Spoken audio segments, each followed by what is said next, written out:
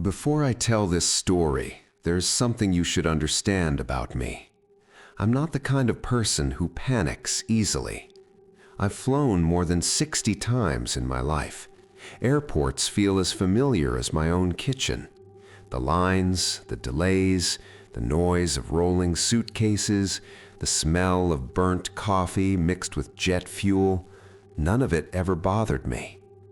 At least, not until the night I flew out of Dallas-Fort Worth International Airport on a cold Tuesday in January and realized halfway through the evening that something was very, very wrong. It started with something small. It always does. I had a red-eye flight to Charlotte scheduled for 11:45 p.m. I arrived at the airport around 9. I know that sounds early, but I hate rushing through airports. I like having time. I went through security, found my gate, H22, and sat down.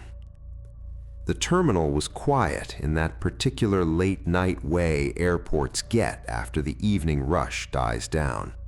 Only the tired business travelers and the anxious last-minute passengers were left.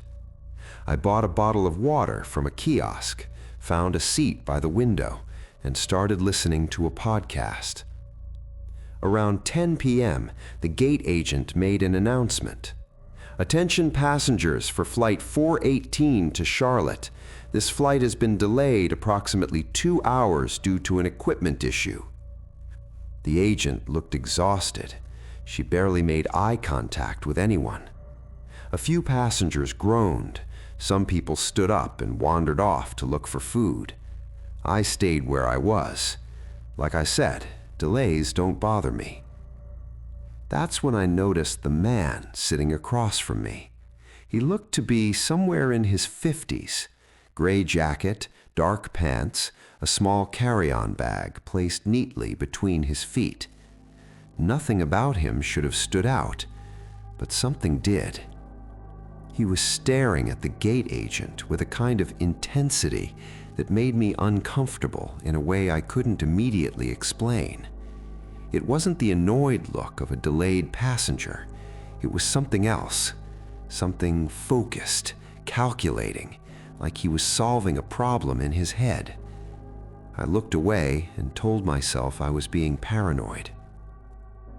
By 11 p.m., the gate area had emptied out quite a bit. Maybe 12 or 15 passengers remained. The man in the gray jacket hadn't moved. He hadn't taken out a phone, hadn't gone to the restroom, hadn't gotten food. He just sat there. Every few minutes, he slowly scanned the gate area, almost like he was taking inventory. At one point, his eyes landed on me. He held my gaze for just a second too long before looking away. I texted my wife to tell her about the delay. I didn't mention the man. At 11:30 p.m., the gate agent made another announcement. Boarding would begin at 1:15 a.m. After the announcement, she stepped away from the podium and disappeared down the hallway behind the desk. A few more passengers drifted away. The terminal became incredibly quiet. So quiet I could hear the faint electrical hum of the overhead lights. That's when the man finally stood up. He picked up his carry-on and walked toward the gate podium. I assumed he wanted to ask about the delay, but he didn't stop at the desk. Instead, he leaned slightly behind the podium. I watched him slide something, I couldn't see what, into the small storage shelf underneath the counter. Then he calmly walked back to his seat, like nothing had happened. My heart rate immediately jumped. I sat up straighter. Maybe he had dropped something? Maybe he was returning something to the gate agent? My brain worked overtime to produce reasonable explanations, but the more I thought about it, the less those explanations made sense. The way he moved had been deliberate, careful, practiced, and he had waited until the gate agent stepped away. The strangest part was that he never looked around to see if anyone was watching. People doing innocent things usually glance around without thinking. He didn't. I stood up slowly. I walked to the far end of the gate area like I was just stretching my legs. Then I took out my phone and called the airport's non-emergency security line.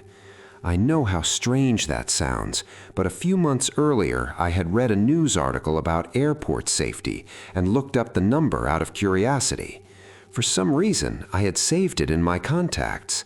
I never thought I'd actually use it. The person who answered sounded bored. I quietly explained what I had seen. I gave them my gate number and described the man and what he had done. There was a pause on the line. Then the voice on the other end stopped sounding bored. They told me to stay calm and remain where I was. Do not confront anyone. Someone would be there shortly. I went back and sat down. The man hadn't moved. I stared at my phone without reading anything. 11 minutes passed. I know it was 11 because I checked the time over and over again. Then 2 TSA officers and a uniformed airport police officer entered the terminal. The gate agent walked in behind them. They didn't rush. They moved with that very controlled kind of calm that trained people use when they're trying not to create panic. The police officer approached the podium. The gate agent pointed toward the shelf. One of the TSA officers crouched down and reached underneath the desk. He pulled out a small black bag. Everything after that happened very quickly. Voices rose, radios crackled, more officers appeared. The man in the gray jacket stood up before anyone even approached him. That told me he already knew what was about to happen. There was a short conversation between him and the officers that I couldn't hear. Then 2 officers took hold of his arms and escorted him away. He wasn't in handcuffs yet, but each officer held him firmly. As they walked him out of the terminal, he glanced back once, directly at me. I still don't know what was inside that bag. I truly don't. 2 officers later interviewed me in a small room near the gate for about 40 minutes. They were polite but careful with their words. They thanked me. They told me the flight would be delayed even longer, but they never told me what they had found. After I got home, I searched every news article I could find about that night, about that airport, about that week. I eventually found one short report about a security incident at Dallas-Fort Worth that caused delays in Terminal H. No names, no details. That was it. But there's something I still think about sometimes when I'm sitting in an airport. That man had been sitting at that gate for at least 2 hours before I even noticed him. He watched the terminal empty out. He watched the gate agent's movements. He waited for the exact right moment. And if my flight hadn't been delayed, if the gate had stayed crowded, if the agent hadn't stepped away for those few seconds, I might never have seen what he did. I might never have noticed anything at all. I still fly, but now I pay attention in a way I never used to. Not because I think something terrible is always about to happen, but because that night taught me something I can't unlearn.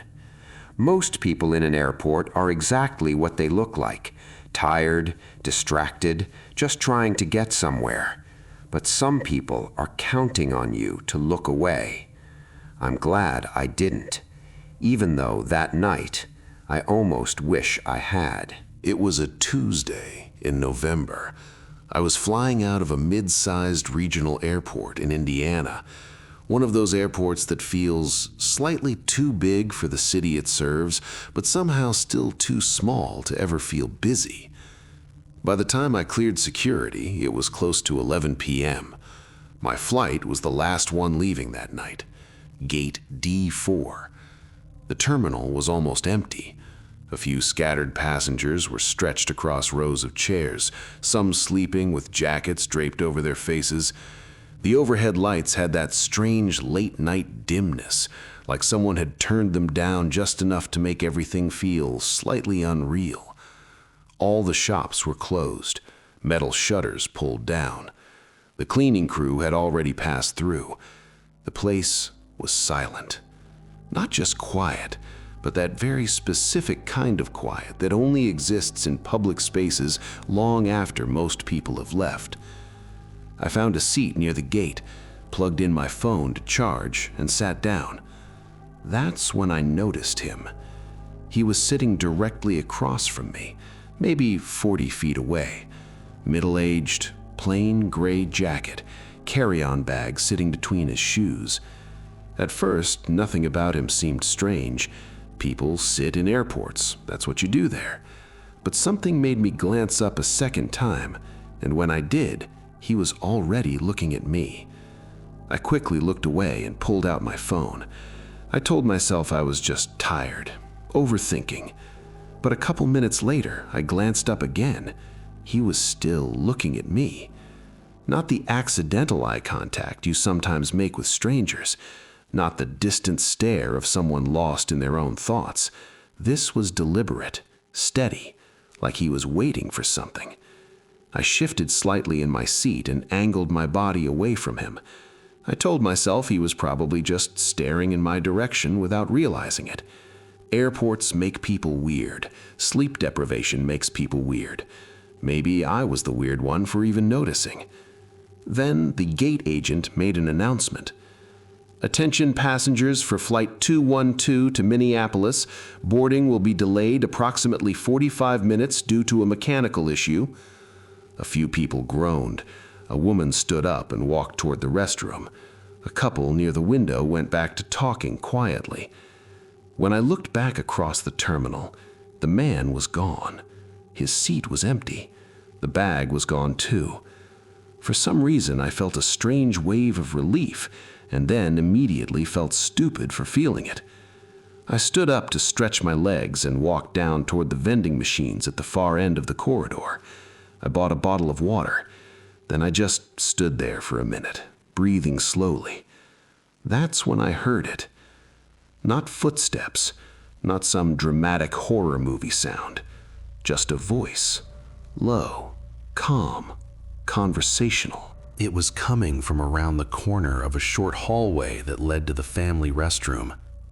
At first, I couldn't understand what the person was saying, so I leaned slightly forward, the way people do when they're trying to hear something without meaning to eavesdrop. Then I heard the words clearly. Yeah, she moved to gate D4, blue jacket, traveling alone. There was a pause. Then the voice continued. No checked luggage. My entire body went cold. I was wearing a blue jacket. I was at gate D4, and I had no checked bags. For a few seconds, I genuinely couldn't move. It felt like my brain had completely stopped working, like it couldn't process what I had just heard fast enough to react. Then something instinctive kicked in. I turned and walked, not ran, quickly back toward the gate area, toward the lights, toward the other passengers. I chose a new seat closer to the gate agent's desk, right next to an older couple who were quietly reading. My heart was pounding so hard I could feel it in my throat. I pulled out my phone and opened my contacts, not because I was actually going to call anyone, but because I wanted to look busy, like someone who had somewhere to be, someone who had people expecting them. Then I scanned the terminal. He was back. Same man, different seat this time. Further down the terminal near the corridor that led back toward security. He was looking down at his phone, not at me, but he was there. And this is the part I still can't explain. He hadn't been anywhere near that hallway. Earlier, he had been sitting in the opposite direction. So who had been making that phone call? Who had been describing me? I stood up and walked straight to the gate agent. She was a woman in her 50s reading something behind the counter. I leaned in and quietly told her exactly what I had heard, word for word. I described the man. I told her about the phone call. I told her I might be overreacting, but I needed her to know. She didn't dismiss me. That's the thing I remember most clearly. She didn't smile politely. She didn't tell me I was tired or imagining things. She immediately picked up her phone and made a call. About 4 minutes later, 2 airport security officers entered the terminal. They approached the man in the gray jacket. I couldn't hear the conversation, but I watched them check his ID. One officer stepped away and spoke quietly into his radio. Then I saw the man's posture change. It was subtle, but noticeable. That specific shift people make when they realize something is going wrong. The officers escorted him out of the terminal. The gate agent came back over to me afterward, professional, calm, measured. She thanked me for saying something.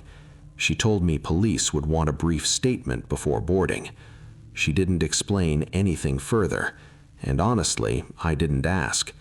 My hands were still shaking too much to think clearly.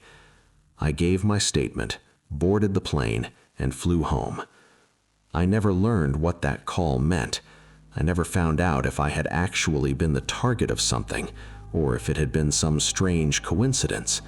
But here's what I do know. Someone I had never seen before described my jacket, my gait, and the fact that I was traveling alone in an airport at nearly midnight. And they said it to someone else. I almost didn't take that flight. I remember standing in line at the check-in counter at Phoenix Sky Harbor Airport, seriously considering just turning around, driving home, and booking a flight the next morning. It was late. I was exhausted. I'd been traveling for work for almost 3 weeks straight, and every part of me wanted the same thing, a hot shower and my own bed. But the ticket was already paid for, and my wife was expecting me home that night. So I stayed in line, dragged my carry-on through security, and eventually made my way to the gate. That decision changed something in me permanently. I'm not the same person I was before that night, and I don't think I ever will be. It was a Tuesday in late November. The airport was quieter than usual, that strange kind of quiet that happens late at night in big public spaces when the noise of the day has finally drained away. Most of the shops were closed. The lights near the far concourses had been dimmed. There were maybe 30 or 40 people scattered around the seating area near my gate, everyone doing what travelers usually do, phones out, earbuds in, heads down. My flight to Seattle was scheduled to board at 11:40 p.m. I had about an hour to wait. I grabbed a coffee from the only open cart nearby and found a seat near the window. Out on the tarmac, the plane sat motionless under the floodlights. Airports late at night always feel a little melancholy to me, like a place between places. You're not where you came from, you're not where you're going, you're just suspended. I noticed him about 20 minutes later. He was sitting directly across from me, maybe 15 feet away, middle-aged, average build, gray jacket, dark pants, a black duffel bag resting at his feet. Nothing about him stood out at first, but he wasn't doing anything. He wasn't looking at his phone, he wasn't reading, he wasn't even moving. He was just sitting there, perfectly still, staring straight ahead. At first, I didn't think much of it. People zone out in airports all the time. I do it myself. But something about the stillness bothered me. It didn't look like someone daydreaming. It looked like someone concentrating, thinking hard about something very specific. I took a sip of coffee, checked a few emails. Then I called my wife. I told her I'd probably land around 2 a.m. She laughed and said she'd try to stay awake. I loved her laugh. When I hung up the phone, I glanced across the seating area again. He was looking at me. Not the accidental kind of eye contact strangers make, not that quick, awkward moment when two people glance up at the same time. He was looking at me the way you look at something you've already decided about, calm, certain. When our eyes met, he didn't look away. He held the stare for 1 second, 2 seconds, 3 seconds. Then he slowly turned his gaze forward again. My stomach dropped. I told myself I was imagining things, that I was just tired. But I moved my seat anyway, about 30 feet down the row, closer to the gate podium. From there, I could still see him, but I wasn't directly in front of him anymore. Old habit. I grew up in a rough neighborhood. You learn to keep track of things that feel wrong, even when you can't explain why. He didn't react to me moving, didn't glance over, just sat there. 40 minutes passed. They called our boarding group. I joined the line. As we slowly shuffled forward, I glanced back across the waiting area. He was still sitting down, not boarding, not moving. I remember feeling relief. I remember thinking, okay, whatever that was, it's over. My seat was row 24, window seat. The plane filled slowly. Overhead bins slammed shut. The air inside the cabin had that recycled smell mixed with someone's fast food. I was halfway through watching something on my phone when I heard someone stop at the row in front of me. A bag was shoved into the overhead bin. Then someone sat down in the aisle seat. I looked up. It was him. Gray jacket, black duffel bag, same expression, same stillness. My entire body went cold. And I know how that sounds. I know it sounds like paranoia, like I was letting exhaustion turn nothing into something. But here's the thing. This man had shown no intention of boarding. He had been sitting down when the line formed. He was still sitting when they called final boarding. There was no logical reason for him to suddenly appear on that plane. I tried to explain it away. Maybe he boarded late. Maybe he had just taken his time getting up. But then he turned slightly in his seat. Not all the way around, just enough that I could see the side of his face. And he spoke, quietly, almost under his breath. Long night. He didn't say it to the passenger beside him.